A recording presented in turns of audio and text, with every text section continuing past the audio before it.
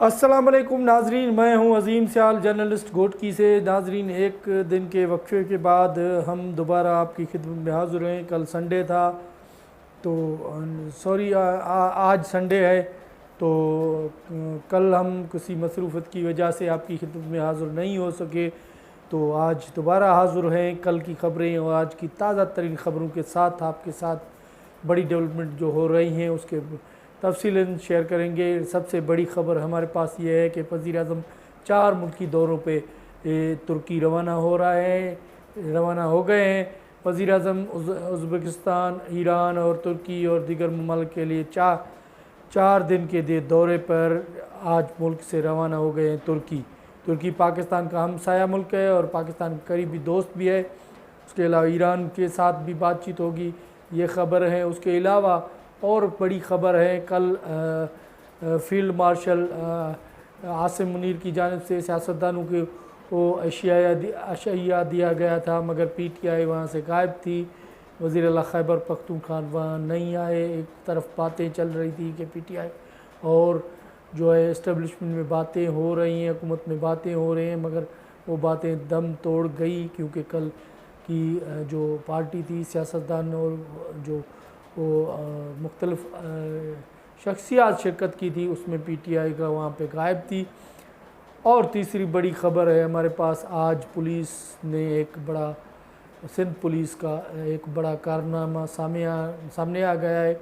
मोरो, जहाँ हालात कशीदा हैं कई दिनों से, जो एहतजाज हो रहा था, पुरअमन एक कालादम तंजीम जिसे बोला जाता है, उनकी जानिब से उन पर पुलिस लाठीचार्ज और फायरिंग और में एक शख्स हलाक होया था और दूसरा भी हैदराबाद की अस्पताल में चल बसा था। पुलिस उसकी लाश उठा गई और उसका आज उसके वर्सा के बग़ैर पुलिस पहरे में लाश को तदफीन कर दिया गया है। तो ये बड़ी ख़बरें हैं, मगर पहले चलते हैं आम ख़बरों की हाल से। तो वज़ीर-ए-आज़म पाकिस्तान आज शहबाज शरीफ तुर्की के दौरे पर रवाना हो गए हैं। तुर्की और उसके अलावा ईरान, उज़्बेकिस्तान और दीगर ममालिक का वज़ीर-ए-आज़म दौरा करेंगे। ये 4 दिन का दौरा है वज़ीर-ए-आज़म का। पहले तुर्की जा रहे हैं, फिर वो उधर ईरान भी जाएंगे वज़ीर-ए-आज़म, उज़्बेकिस्तान भी जाएंगे और दीगर ममालिक के पास जाएंगे। ये पाकिस्तान वज़ीर-ए-आज़म का ये पहला दौरा है हालिया दिनों में पाकिस्तान और भारत के दरमाबेन जो जंग हुई थी, जिसमें भारत को बुरी शिकस्त हुई और पाकिस्तान ने बड़ी अच्छी कामयाबी हासिल की जंग में। तो इस जंग की जीत की वजह से पाकिस्तान की जो मईशत है उसके बेहतर असरात हो रहे हैं और आलमी दुनिया में पाकिस्तान को मुस्बत मोड़ मिल रही है। जो मुख्तलिफ मुल्क हैं वो पाकिस्तान से कारोबार करना चाहते हैं, मुख्तलिफ मंसूबे पे अमल करना चाहते हैं। इसी मंसूबे के सिलसिले में आज तुर्की वज़ीर-ए-आज़म साहब रवाना हुए हैं और तुर्की ज़ाहिर है पाकिस्तान का एक करीबी दोस्त है, बेहतरीन ममालिक है और तुर्की ने पाकिस्तान के हर वो मुश्किल घड़ी हो या कोई भी इशू हो, पाकिस्तान के साथ खड़ा था। हालिया जंग के दौरान भी तुर्की पाकिस्तान के साथ खड़ा था। पाकिस्तान का पुराना ताल्लुकात है तुर्की के साथ, तुर्की भाइयों जैसा मुल्क है तुर्की। और उसके अलावा ईरान का भी वज़ीर-ए-आज़म दौरा करेंगे। ईरान पहले कह चुका है कि पाकिस्तान को हम तेल, गैस और दीगर अशिया देने के लिए तैयार हैं, वो भी क्रेडिट पर। तो ईरान सारे मसाइल पाकिस्तान के लिए मिल बैठ कर कारोबार करना चाहता है। वो भी खित्ते में, आलमी खित्ते में जो पाकिस्तान के अभी हालात जंग के बाद जो मुल्क की आलमी दुनिया में पाकिस्तान की पोजीशन बेहतर हुई है, उसके बाद जो मुख्तलिफ ममालिक हैं वो पाकिस्तान से बैठकर बातचीत करना चाहते हैं, कारोबार करना चाहते हैं मुआशी तौर पे। और आज़रबाईजान, अफ़गानिस्तान और पाकिस्तान के दरमियान एक और बड़ी ख़बर है हमारे पास।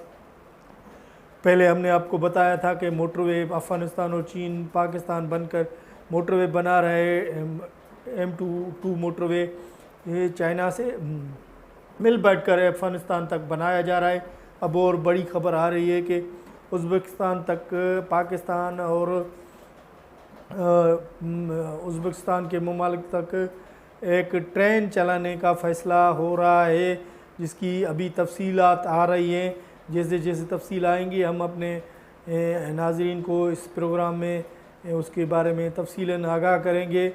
तो वज़ीर-ए-आज़म का ये दौरा इंतहाई अहम समझा जाता है। ईरान के पास भी पाकिस्तान वज़ीर-ए-आज़म जाएंगे, पहले तुर्की जा रहे हैं, उज़्बेकिस्तान जा रहे हैं, और उधर अज़रबैजान के वज़ीर आला जो वज़ीर दिफ़ा हैं उनसे भी जो बातचीत हो रही है। मुख्तलिफ़ नायब वज़ीर-ए-आज़म इसहाक़ डार की अज़रबैजान से गुफ्तगू हुई है वहाँ से।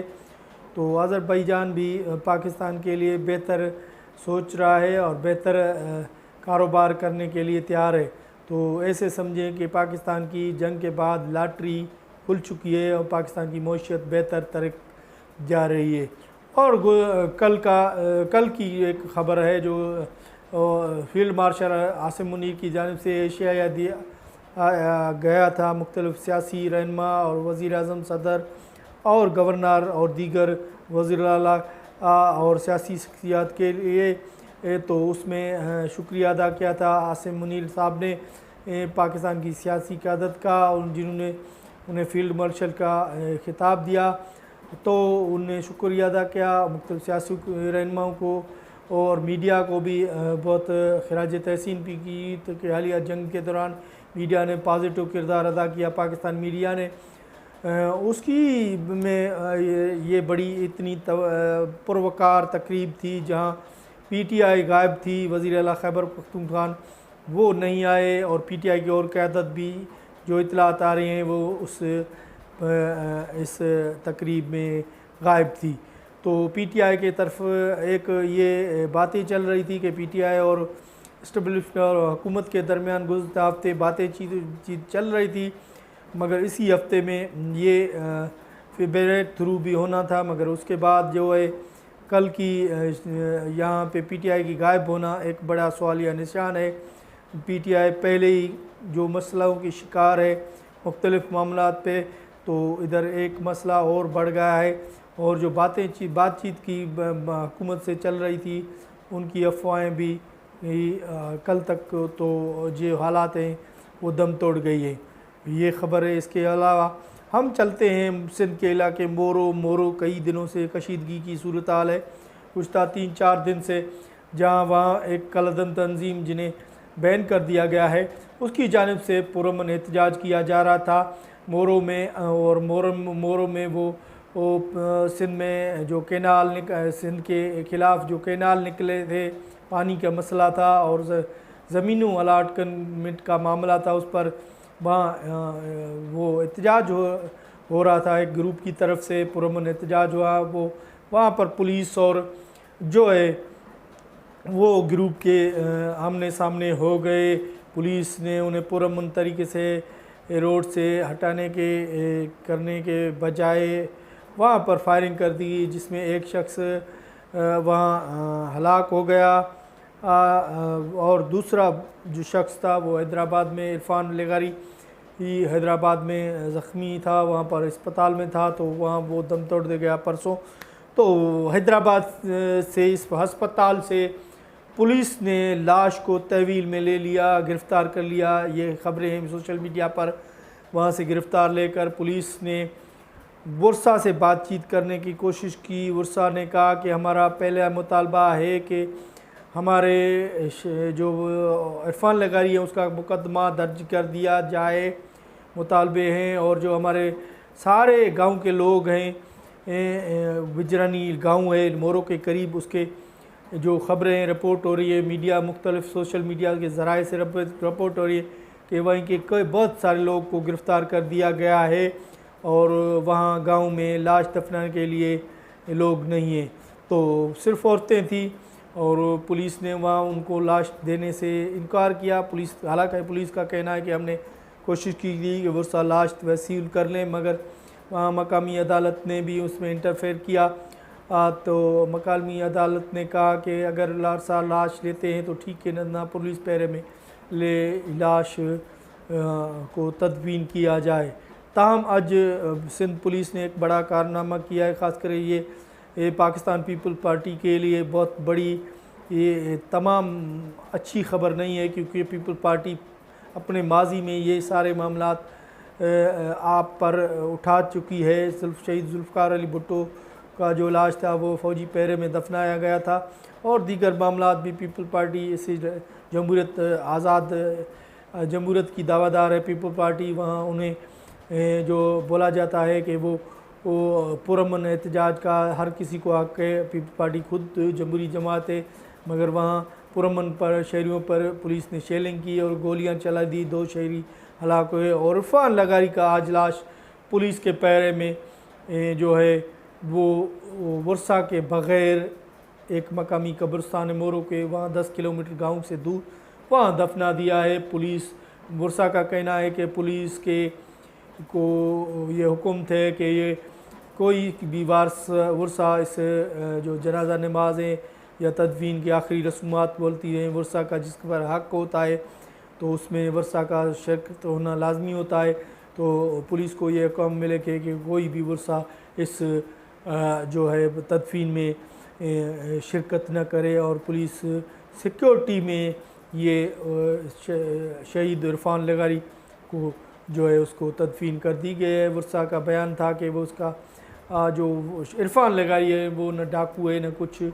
उसकी सोशल मीडिया पर मुख्तलिफ वीडियोज़ आ रही हैं, बयानात आ रहे हैं। हयात उसकी ज़िंदगी से पहले जो रिकॉर्ड थी उनने पानी पर भी एक पानी सिंध में नहीं था उस पर गीत, एक बहुत अच्छी शायरी और गीत भी बनाया था, वो सोशल मीडिया पर ट्रेंड से चल रहा है।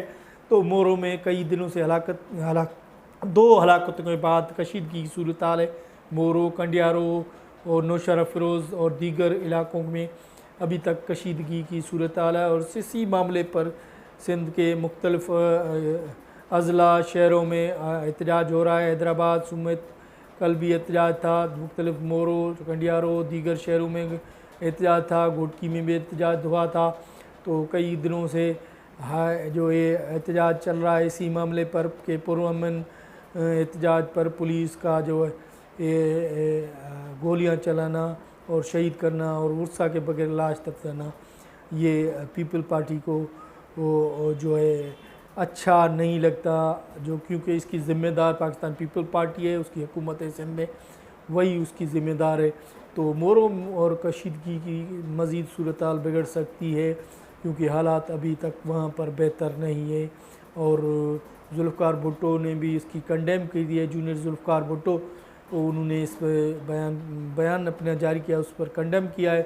तो मुख्तलिफ़ लोगों से ये मज़म्मत की जा रही है। अभी ताम वकला कुछ उसकी हिमायत कर रहे हैं वो इस इरफान लगारी के मामले पर, मगर बहुत सारी लोग अभी इस ग्रुप के जो एहतजाज कर रहा था उसका साथ नहीं दे रहे।